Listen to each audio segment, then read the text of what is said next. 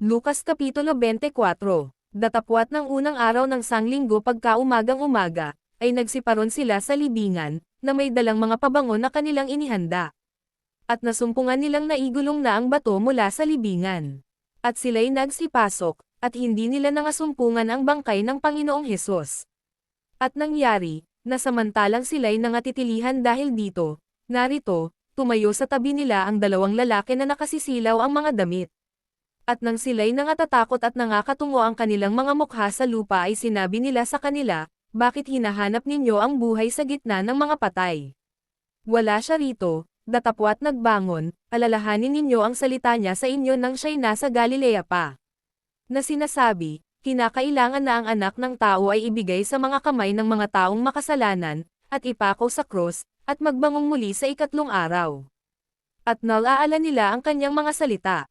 At nagsibalik mula sa libingan, at ibinalita ang lahat ng mga bagay na ito sa 11, at sa lahat ng mga iba pa.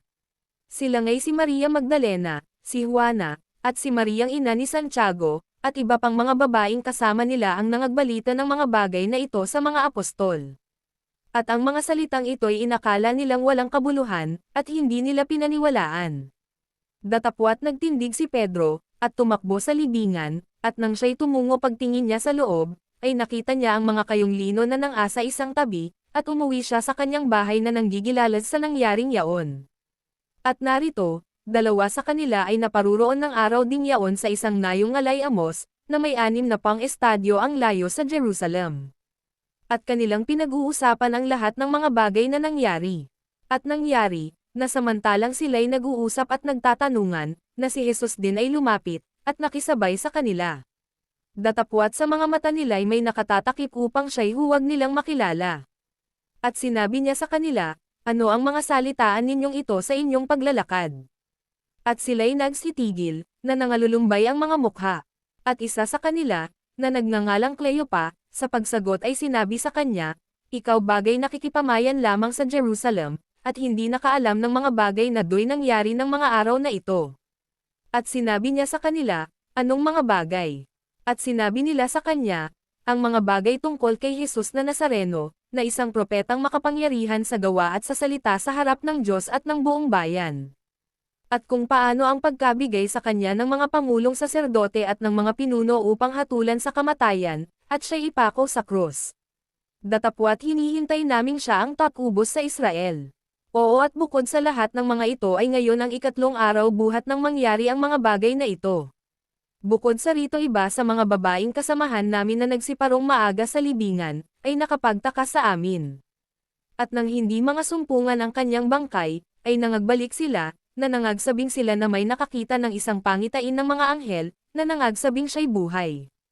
At nagsiparon sa libingan ang ilang kasama namin, at nasumpungan nila alinsunod sa sinabi ng mga babae, datapwat siya'y hindi nila nakita.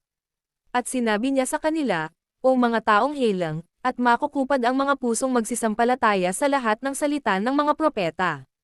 Hindi baga kinakailangang si Kristo ay maghirap ng mga bagay na ito, at pumasok sa kanyang kaluwalhatian. At magmula kay Moises at sa mga propeta, ay ipinaanino niya sa kanila ang mga bagay tungkol sa kanya sa lahat ng mga kasulatan. At sila'y malapit na sa nayong kanilang paruroonan, at nag-anyo siyang worry may paruroonang lalo pang malayo. At siya'y kanilang pinigil, na sinasabi, tumuloy ka sa amin, sapagkat gumagabi na, at kumikiling na ang araw. At pumasok siya upang tumuloy sa kanila. At nangyari, nang siya'y nakaupo na kasalo nila sa dulang ng pagkain, ay kanyang dinampot ang tinapay at binasbasan, at ito'y pinagputol-putol, at ibinigay sa kanila. At nang gabuksan ang kanilang mga mata, at siya'y nakilala nila, at siya'y nawala sa kanilang mga paningin. At sila'y nangagsabihan, hindi baga nag-aalab ang ating puso sa loob natin, habang tayo'y kinakausap niya sa daan, samantalang binubuksan niya sa atin ang mga kasulatan. At sila'y nagsitindig sa oras ding yaon, at nangagbalik sa Jerusalem, at naratnang nangagkakatipon ang 11, at ang kanilang mga kasama.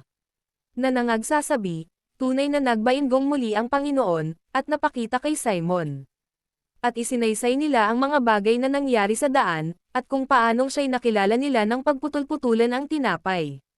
At samantalang kanilang pinag-uusapan ang mga bagay na ito, siya rin ay tumayo sa gitna nila, at sa kanila'y nagsabi, "Kapayapa ay sumainyo." Datapwat sila'y kinilabutan, at nangahintikutan, at inakala nila na nakakakita sila ng isang espiritu. At sinabi niya sa kanila, "Bakit kayo'y nangagugulumihanan? At bakit nangyayari ang pagtatalo sa inyong puso? Tingnan ninyo ang aking mga kamay at ang aking mga paa, ako rin nga, hipiuan ninyo ako, at tingnan, sapagkat ang isang espiritu'y walang laman at mga buto, na gaya ng inyong nakikita na nasa akin."